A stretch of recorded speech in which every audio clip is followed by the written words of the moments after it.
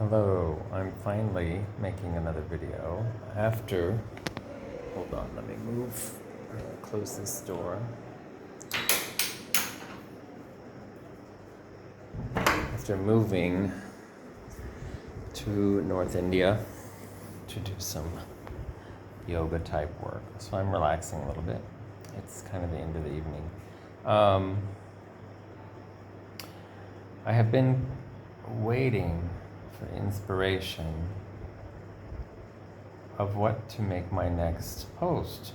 It's not really a podcast, so I can't say podcast, but my next topic, I guess, is the best way to say it. And I have had no inspiration.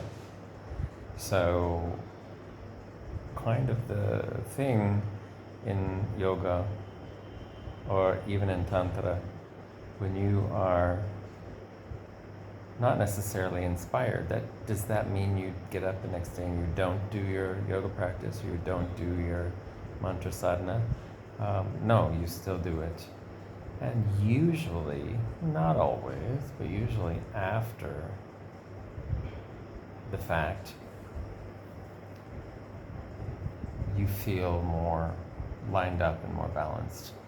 I won't say that means that you're inspired, but that does mean that you're not looking for the inspiration. You don't need or require the inspiration to make it through the rest of your day because you're feeling more on an even keel.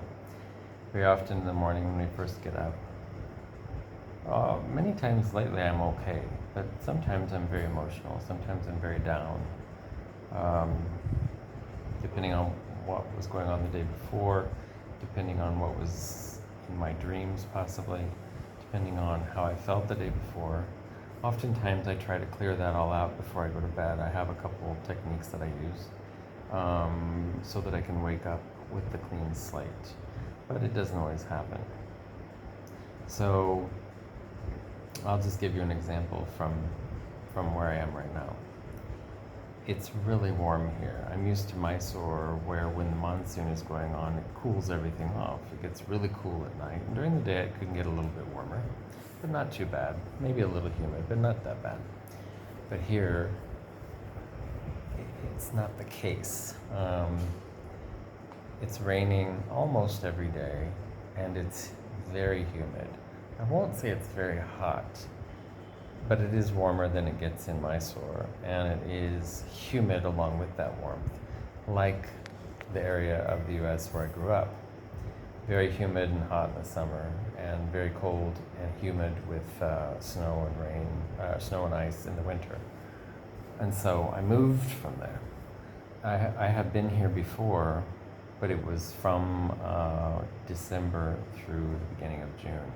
So I got to experience a very cold place in India, which surprised me at the time. But then when you think about that, you're in the Himalayan foothills here, so it should naturally be cold like it is in the mountains.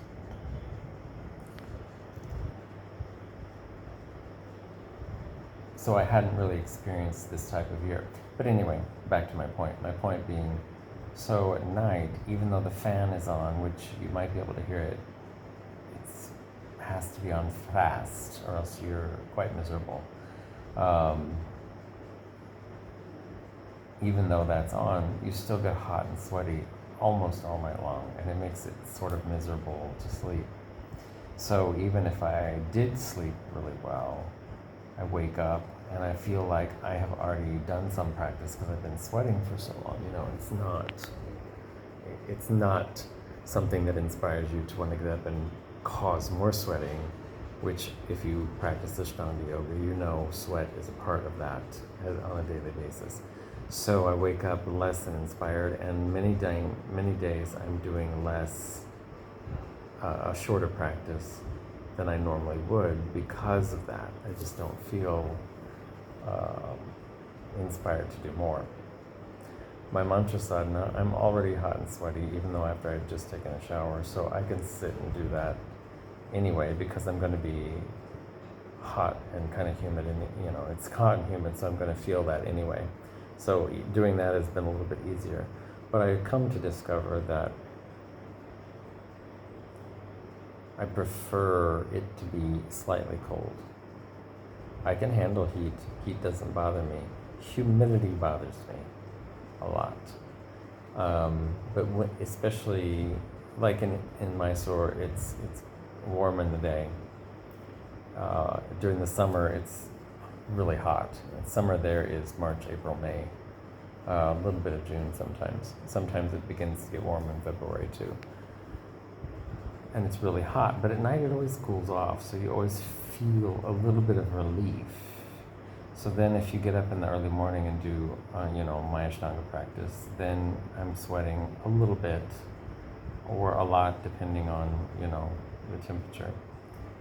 And that kind of cools you off even more. So then when you take a warm bath or a hot shower or whatever you've got, afterwards you feel cooler and the rest of the day is a little bit more tolerable. So it's interesting to observe my practices as where I go, but where I go on the planet, where I just came from Germany and I was in Mysore for a month before I came here. So I've had 3 different climates within the last, 6 weeks. But what I discovered is because I do like a little bit cold, and I can feel everything a little bit more intensely with it being a little bit cold. Like I can feel sensations in my body, so I can tell when energy's there, I can tell when the heat's there, I can tell these things. Right now, because it's warm, my skin is constantly been sweating, even though I took a shower an hour ago. And I feel kind of like mush, so I'm ready to just lay around. So what I decided was, all of this is to get back to this point.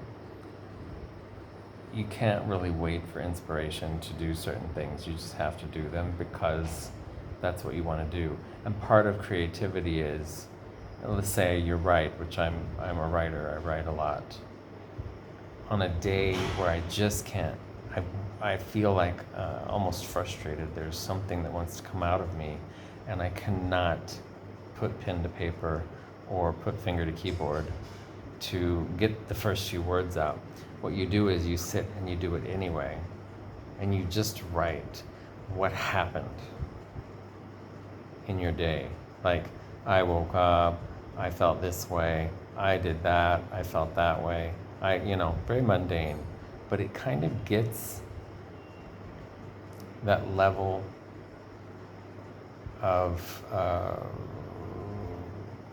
it's not a block really, but it gets that lump, that feeling of being a lump of flesh out of you. And then you can, beneath that is kind of hidden the creativity, so it's easier to access it after you write, after you get that initial layer of stuff off of you, off of your brain, off of your mind, however you want to think of it. So I thought, okay, I'm just going to make a video anyway. I'm going to put it out there, see what I have to say, and talk about some things. What I've been really wanting to do more and more lately is talk about the Devis that I worship in their different forms and some of the stories that go along with them. I put a lot of that on Facebook. I put a lot of that on Instagram, more on Facebook because you can write more. But people still ask me about it because nobody really reads anymore. And I used to type a blog for years, and I used to get so much feedback on the blog and how much my experience resonated with someone else's experience and or something I put in the way I worded it touched them in a certain way, And I kept trying to write again in my blog, and actually I found it again the other day because a memory popped up on Facebook. So I accessed it, and I remembered the password. So I typed something, and I forgot that you even have to put these little things in to make the spaces between the paragraphs. And I thought, why did I forget that? And I'm like, well, 2021 was the last time I'd written in it. And before that, it had been a couple of years because blogs just aren't, people don't read them anymore. No one wants to read stuff.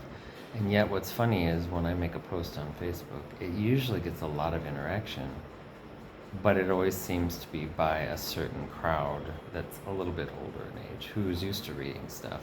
Young people don't like to read new things. And I'm not going to say that across the board, but in general, I get engagement in anything I post with the older people, or if they are younger people, they're yogis, they're yoga people. So they are more patient and interested in connecting in whatever level that is. So anyway, this is my attempt at putting something out there and seeing what comes out of it. And hopefully I get rid of that level of mundaneness, and then tomorrow I have some inspiration to make a video that has some content in it.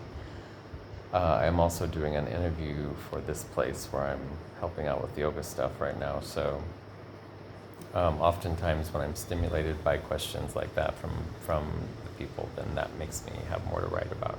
I'm also going to get off here and write in my journal. I hand write in my journal because it really wakes me up in a different way. That's the way I began things, because when I was a kid, well, even when I was not a kid,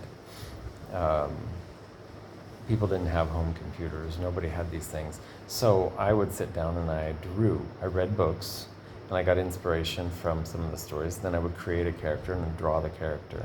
And then when I got tired of drawing, I started writing.